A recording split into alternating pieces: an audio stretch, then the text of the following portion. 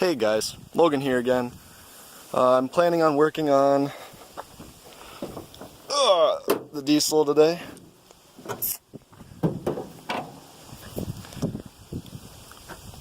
Today my plan is to remove the oil pan. I'm still waiting on my new oil pump to come in, so the timing cover is still off. I'm going to try to remove the oil pan to inspect for metal shavings. Going to look at the pickup tube for the oil pump and everything, because like I said in the last video, these teeth are pretty chewed up. They definitely make still good contact with each other, but you can tell that there's a small amount of metal missing. So I'm going to pull the oil pan off and see how it looks in there. I'll clean it up for sure. Also, now that it's daytime, I think I'll be able to get a better video of how messed up this oil pump is. So you can see right there, there's an enormous gouge out of it. Look at that. On the bottom you can see it's all screwed in the end there.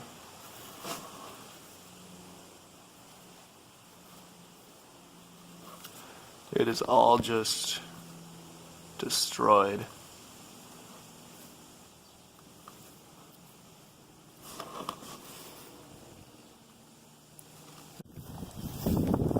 Oh, sorry for all the wind, guys. I don't know if you can hear that or not, but it's terrible. I live up on top of a hill, so there's no getting away from all of the wind. Let's see if I can get this loose. All the work I ever do on my trucks, it's always done on the ground, because I do not have a hoist. I'll have to fish that out later.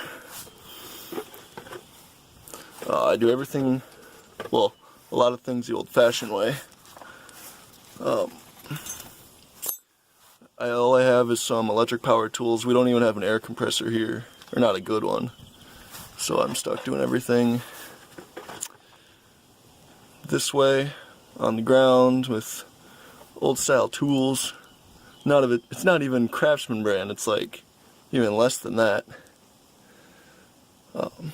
I was expecting a lot more oil to come out. That's only, 3/4 of a gallon.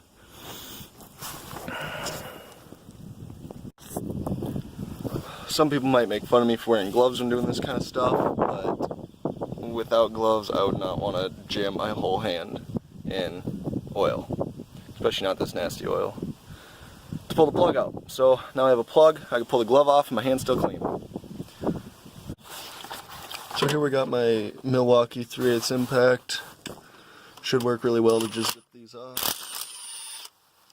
Just gotta try not to lose them.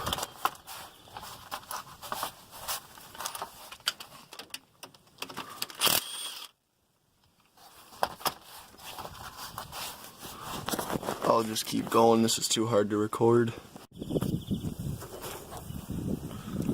So I'm still laying here underneath the engine, and it just got really windy. That's nice. I have all of the oil pan bolts out except for 6 of them. I got one here in the front, one way in the back, and then there's 2 above each side of the cross member. So 2 above there, 2 above there. They're a real pain in the butt to get.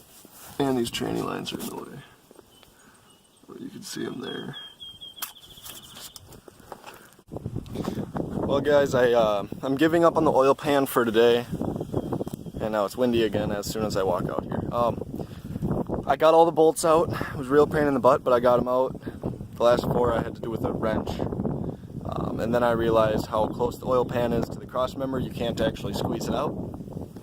So I took my engine mount bolts out through the bottom of the engine mount. Can't really see them. But what I'm going to have to do is I'm going to take my engine stand or engine hoist, lift the engine up, and then once I do that, I should be able to squeeze the oil pan out. It's going to be a real pain in the butt just to determine that it's clean. But it'll be worth it because I want to make sure this engine can live. So I just want to make sure I get all the debris out of the oil pan. That's why I'm pulling it off. I'll just keep adding to this video once I come back out and work on it again. But I'm done for the day. This is an engine mount, right? Engine hoist. Engine hoist. Yep. Today we're going to take out the engine. No, we're not taking out the engine today. Today we're trying to get the oil pan out of the truck. As I showed earlier in the video, the timing gears are missing some small bits, so there could theoretically be lots of metal contaminants down in the oil pan. I'm going to put in a new oil pump, and if I were to do that and there's still metal in the oil pan, then it's just going to ruin the new oil pump right away. Okay. So we're trying to get the oil pan out. I'm planning on scrapping the cab and everything, so I've just kind of bent it out of the way so I could lift the engine up higher. Transmission bell housing was hitting. So we just bent that out of the way, no worries. And then we were able to lift the engine up probably like another 4 or 5 inches. Mm-hmm. And where was the oil pan catching? Everywhere.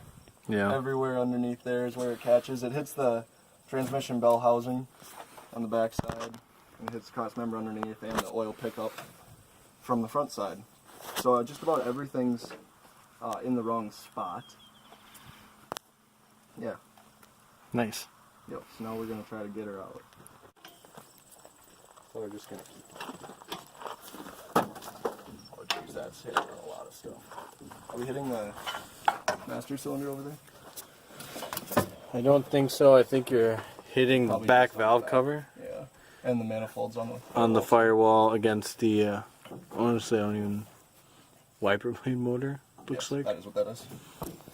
That's exactly what that is. I'll just send it another pump and... Oh god, that's hard. Why don't you A, remove the motor, or B, remove the valve cover, or both? The exhaust manifold's hitting as well. I still think you would get enough room, because then you could swing it over this way. You know what I'm saying? Like, that's... The valve cover's not even hitting. Well, okay, it is. Yeah, it is. Now it is. You can see it moving when you jack it up. Like the engine's going higher. No, like the valve cover's starting to move. Like it's gonna snap off. Oh, is it? Well, I think the motor will snap off, and it looks like it's only a few bolts. The valve cover?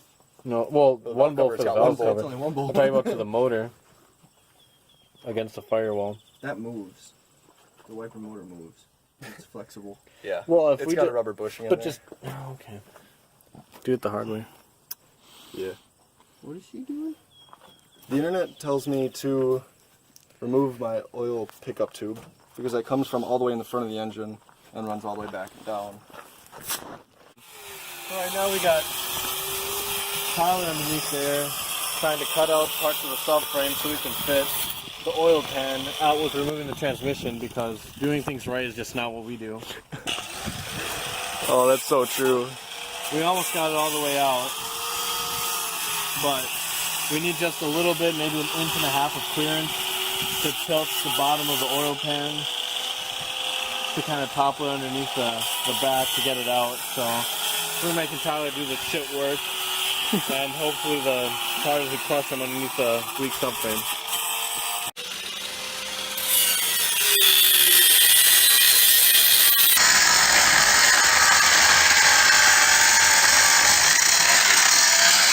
Are you looking at me? Hello? Is it me you're looking for? So we clearanced the backside of the cross member by about 1 inch. We just cut this out because the truck's going to be scrapped anyway. Those are alongside each other, so it's about like that.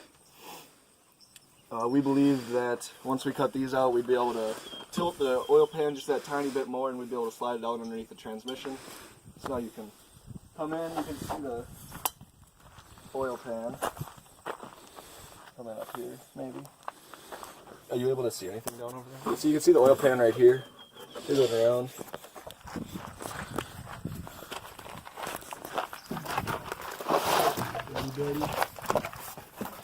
There's still like a little bit of oil, so don't tip it over. Oh, there we go. Woohoo! See what we got inside. I'm not seeing much of metal, buddy. There's definitely metal in the pickup tube. Oh, Let's yeah. go check it out. Oh, it's gonna be hard to focus on that. big ass chunks in here, Logan. Is there really? Yeah. Cool. No. The metal down there too. Metal. So yeah, there's just metal everywhere. That's a good thing I took the pan off. That big chunk is like. Can you see that? Oh, yeah. That's from the timing gear. See what we got here. Oh crap. That's good. Who knows, maybe I will be rebuilding an engine. That's a shame. I'll go grab my pocket screwdriver with the magnet. Stop button. Stop. You realize I could pause it till now. So there's a little bit of metal. Yeah, grab that. Well, see, that's a dipstick. That's also what we call Tyler. That one right there, that's a Tyler. And that's a Tyler right in the engine there too. So we're looking at it. Looking at it from the back side. I'm under the tranny. I see some. Is there a little bit of metal particles in there? Yeah, but I'm not sure why it's right there. Probably just got splashed around. Yeah, I don't see anything bad. Nothing concerning. You can't really tell much without having to actually take off the caps or the bearings, but Right. the bottom end looks pretty decent. I don't see anything concerning. Right, maybe for like. No cracks. I mean, no damage really. But like I said, most damage you'd see would be in the bearings. So, Right. Wow. Hey guys, day 3, back at it again. I brought my timing cover, oil pickup, and oil pump all to work. And I threw them in our parts washer for probably close to an hour.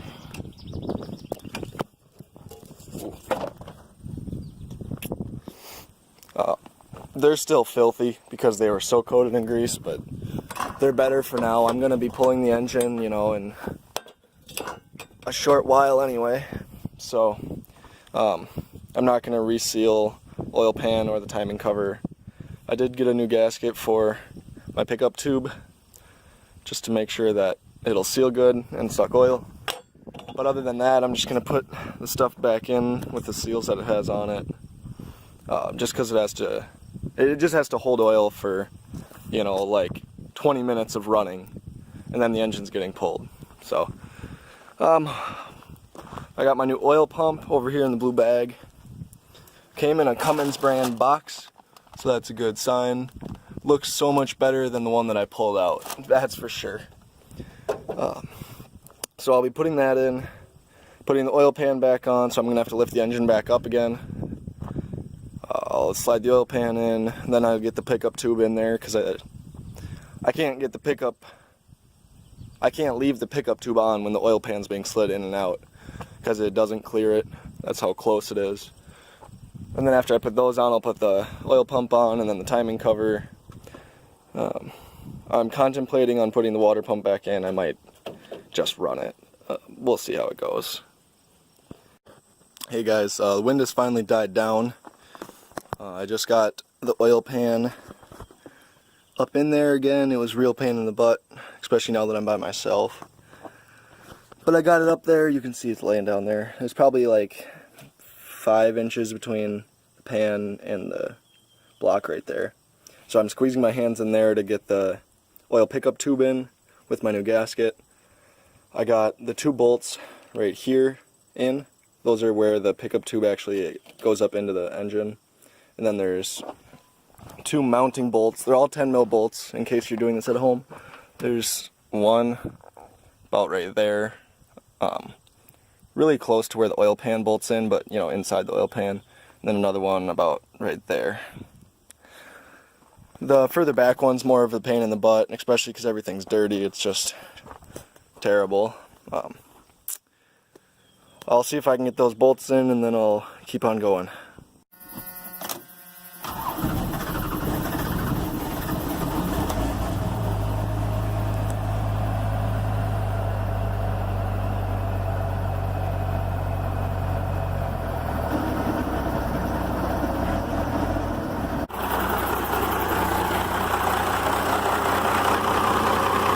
Well, guys, it runs. Turbo.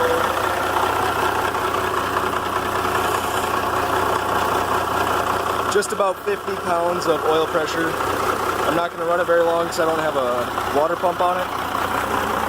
But I got it put all back together for the most part.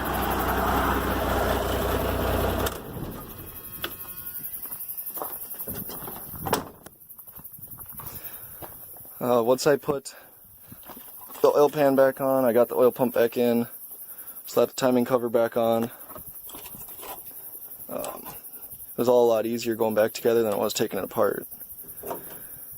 Put it all back together, added 8 quarts of oil. They're supposed to take 12, added 8. And then I just fired it up. Took a minute for the oil pressure to come up because I also replaced the oil filter. So it concerned me for the first 10 seconds, and then it gained pressure. And now it has oil pressure, about 50 pounds.